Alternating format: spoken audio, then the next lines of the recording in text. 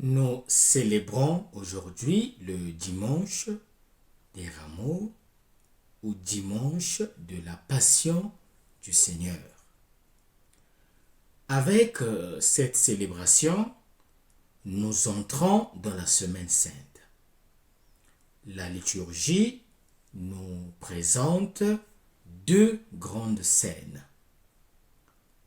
La première est une scène joyeuse et la deuxième est une scène dramatique. La première scène raconte l'entrée de Jésus à Jérusalem. Jésus est acclamé comme roi par une foule enthousiaste. Jésus entre dans la ville sainte pour affronter sa passion. Mais cette entrée est l'annonce de l'étonnante victoire qu'il va remporter sur la mort. Nous nous associons à lui et nous revivons son drame. Le regard fixé sur l'objectif de la résurrection. Les rameaux que nous emportons chez nous ou que nous offrons à quelqu'un ne sont pas un porte-bonheur, mais un signe qui rappelle l'expérience de foi en Jésus que nous avons vécue aujourd'hui et qui nous demande de lui rester fidèle. La deuxième scène est le récit de la passion du Seigneur selon l'évangéliste Marc. On peut relever trois caractéristiques du récit de Marc.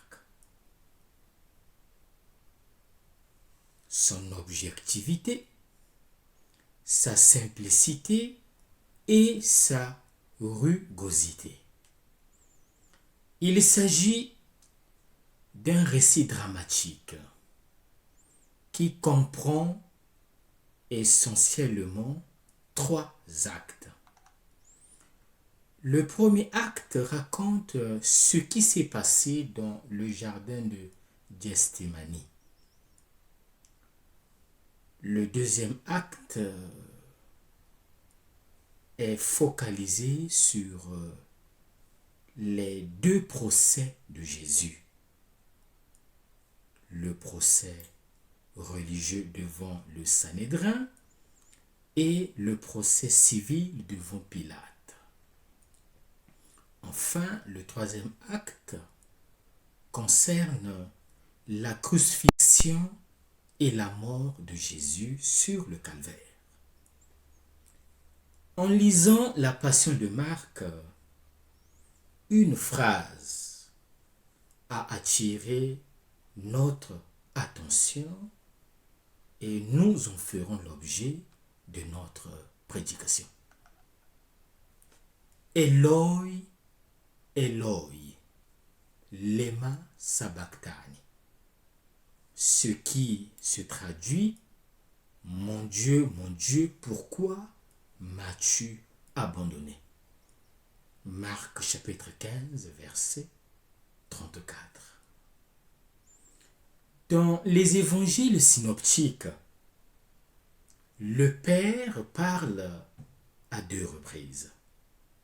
La première fois lors du baptême, lorsque Dieu s'adresse à Jésus et lui dit « Tu es mon fils bien-aimé, en toi j'ai mis mon amour. »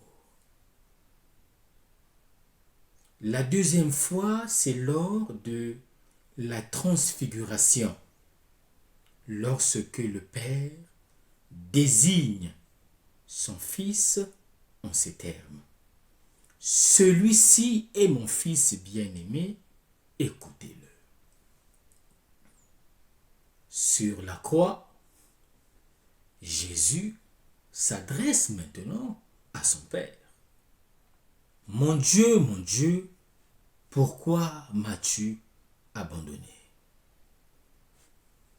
Poussé en araméen, la plainte de Jésus reprend le premier verset du psaume 22. Mon Dieu, pourquoi m'as-tu abandonné? Où est Dieu? Où est ce Dieu qui avait parlé lors du baptême, déchirant les cieux pour dire à son Fils, en toi j'ai mis mon amour? Où est ce Dieu qui sur la haute montagne de la transfiguration s'exclamait, celui-ci est mon Fils bien-aimé, écoutez-le. Sur la croix, Dieu ne fait pas entendre sa voix. Dieu ne parle pas. Il ne répond pas aux cris de son Fils bien-aimé. À tel point que Jésus se sent abandonné par lui et crie, mon Dieu, pourquoi m'as-tu abandonné? Voici que des heures passent sans que Dieu n'intervienne. Sur la croix, Jésus a connu un moment de vertige et d'obscurité, où toute chose perdait sens, même sa propre mission. Le Sauveur du monde a crié pour être sauvé lui-même. Il a connu la défaillance de tout son être humain épuisé. Même sa relation au Père a été enveloppée de cette nuit.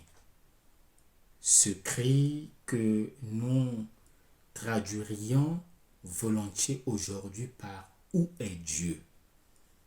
représente le sommet de l'agonie de Jésus et donc de la tentation qui l'accompagne. Le cri d'abandon, c'est le scandale de la croix vécue par Jésus lui-même. C'est l'excès de la détresse absolue devant la mort. C'est tout le poids de la souffrance innocente que Jésus est venu porter avec les hommes. La croix du Christ ne montre pas seulement le silence de Jésus comme sa dernière parole au Père, mais elle révèle aussi que Dieu parle à travers le silence. Le silence de Dieu, l'expérience de l'éloignement du Tout-Puissant et du Père est une étape décisive du parcours terrestre du Fils de Dieu, parole incarnée. Pendu au bois de la croix, il a crié. La douleur d'un tel silence lui causait. Mon Dieu, pourquoi m'as-tu abandonné?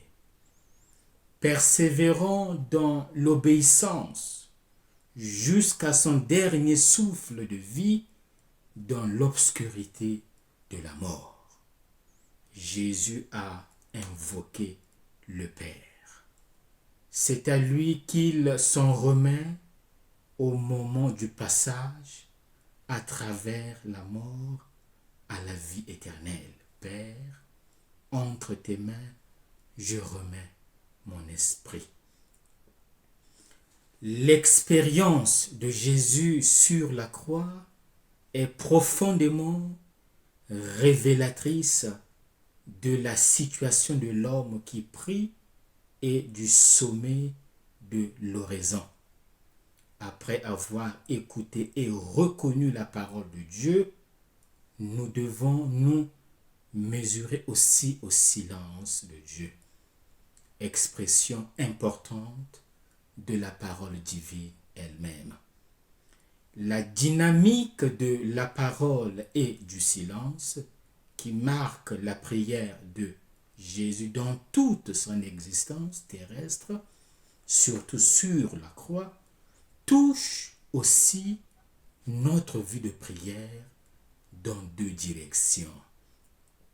La première est celle qui concerne l'accueil de la parole de Dieu.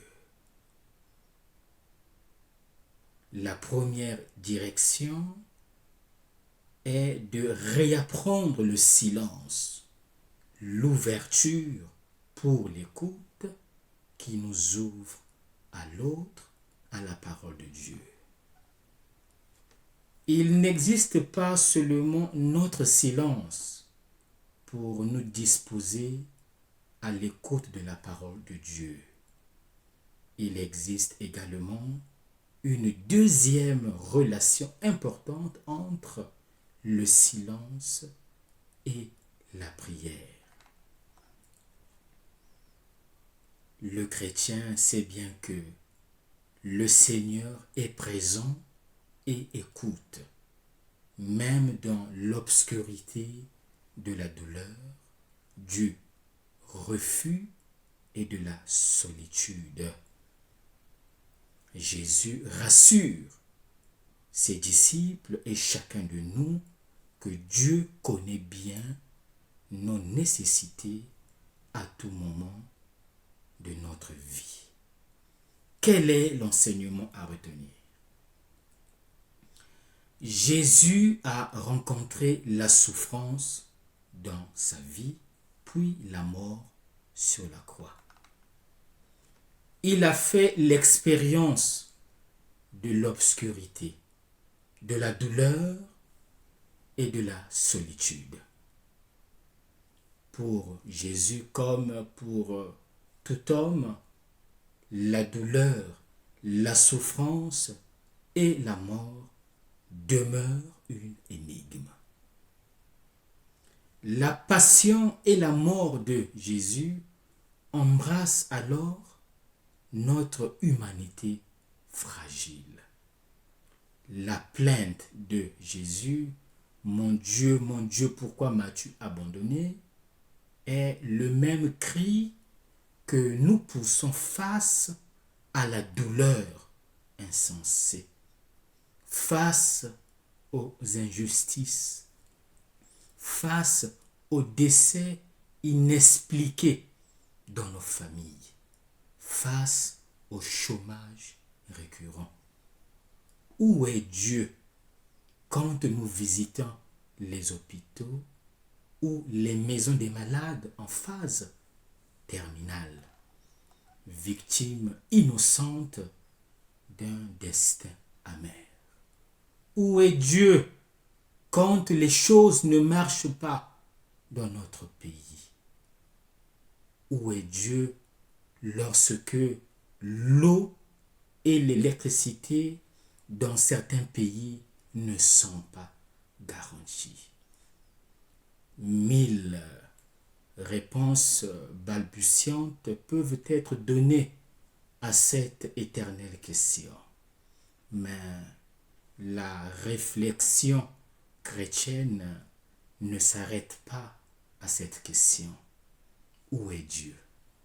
Elle rappelle plutôt que le Christ crucifié est l'incarnation de la bonté inconditionnelle de Dieu qui a accepté d'expérimenter et de souffrir sa propre impuissance radicale par amour pour tous les hommes.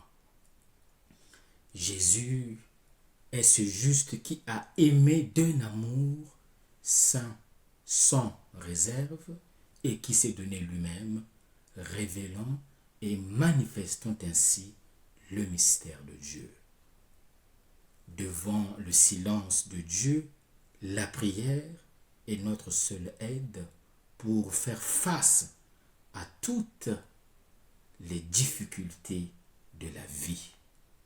Dieu ne se réjouit pas de notre douleur, mais il la regarde avec compassion en souffrant avec nous et en nous envoyant son esprit pour nous réconforter, pour nous rendre capables d'espérer et d'aimer la vie.